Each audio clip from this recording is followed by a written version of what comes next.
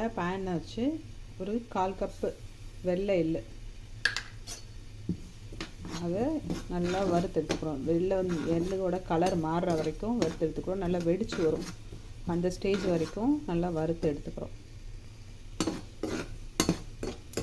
எள்ளோட நிறம் இந்த அளவுக்கு மாறிடுச்சு. ஸோ இந்த அளவுக்கு மாறினதுக்கப்புறம் நம்ம இதை ஒரு பிளேட்டில் மாற்றிக்கிறோம்.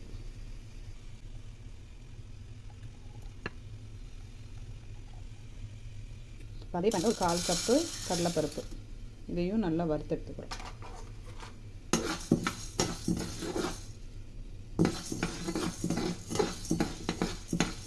ஸ்லோ ஃப்ளேமில் வச்சே வருங்க, அப்போ தான் வந்து சீக்கிரம் கருகிடாது, நம்மளுக்கு நல்லாவும் வறுபட்டு வரும். பருப்பு இந்த அளவுக்கு வறுபட்டுருச்சு. இதையும் ஒரு பிளேட்டுக்கு மாற்றிக்கிறோம். இப்போ 1/2 கப்பு உளுந்து எடுத்திருக்கேன், அதையும் நல்லா பொன்னிறமாக வர்ற வரைக்கும் வறுத்து எடுத்துக்கிறோம்.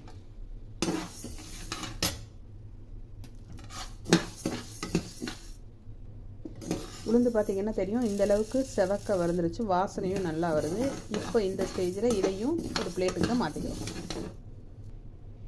இப்போ 1 டீஸ்பூன் ஜீரகம், மிளகு, இது ரெண்டையும் வறுத்துக்கிறோம். ஜீரகம் இந்த மாதிரி வெடித்து வறுபட்டுருச்சு, இதையும் பிளேட்டுக்கு மாற்றிக்கிறோம். நல்லா ஒரு கொத்து கருவேப்பிலையை க்ளீன் பண்ணி எடுத்திருக்கேன், அதையும் இப்போ கூட சேர்த்து வறுத்து எடுத்துக்கிறோம். கருவேப்பிலை நல்லா சலசலன்னு இந்த மாதிரி ஆயிடுச்சு. இப்போ இதையும் ஒரு பிளேட்டுக்கு மாற்றிக்கிறேன். சும்மா ஒரு கை அளவுக்கு பாஸ்மதி அரிசி, பாஸ்மதி அரிசி போடும்போது அதோடய ஃப்ளேவர் வந்து சூப்பராக இருக்கும், நம்ம பொடியோட ஃப்ளேவர். ஸோ அதனால் இந்த பாஸ்மதி அரிசி யூஸ் பண்ணுறேன். ஸோ பாஸ்மதி அரிசி இந்த அளவுக்கு வறுபட்டுச்சு, இதையும் பிளேட்டுக்கு மாற்றிக்கிறேன். இப்போ ஒரு பேனில் ஒரு டேபிள் ஸ்பூன் அளவுக்கு எண்ணெய் ஊற்றி அதில் ஒரு 3 கட்டி பெருங்காயத்தை போடுறேன்.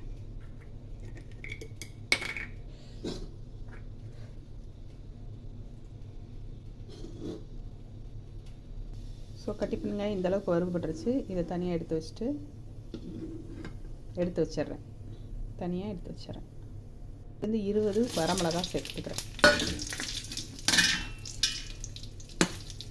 ஜாரில் நம்ம வறுத்த மிளகாயும் பெருங்காயத்தையும் முதல்ல போட்டு இந்த பொடிக்கு தேவையான உப்பு சேர்த்து இதை முதல்ல ஃபைனாக அரைச்சிட்டு வந்துடுறேன். இதை இப்போ இந்த அளவுக்கு அரைச்சிட்டு வந்ததுக்கப்புறம் நம்ம பருப்பு எல்லாத்தையும் இதில் சேர்த்து அதையும் ஒரு ஃபைன் பவுடராக அரைச்சிக்கிறோம். அதுக்கப்புறம் இதில் 1 டீஸ்பூன் நம்ம நார்மலாக சாம்பார் தூள் இருக்கு இல்லையா, அதை போட்டு அரைச்சோன்னா நல்ல ஃப்ளேவராக இருக்கும். அவ்வளோதான், நம்ம இட்லி பொடி கமகமான்னு ரெடி ஆயிடுச்சு. இதை நீங்கள் இப்படி ஸ்டோர் பண்ணி ஒரு 6 மாதம் வரைக்கும் கூட ஸ்டோர் பண்ணி வச்சுக்கலாம், சூப்பராக இருக்கும்.